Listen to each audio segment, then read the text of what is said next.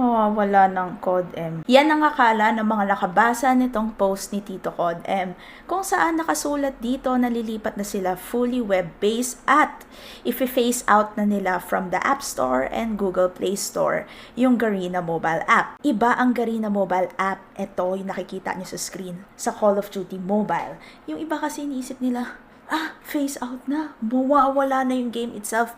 No. Ma-access nyo pa rin siya sa web, hindi na sa app. Ibig sabihin lang ng web sa website. So, ito, yung website. Meron sa mobile, meron sa desktop. So, huwag kayong mag-alala kasi yung mga Garena-related items, yung logins, pare-parehas pa rin yan.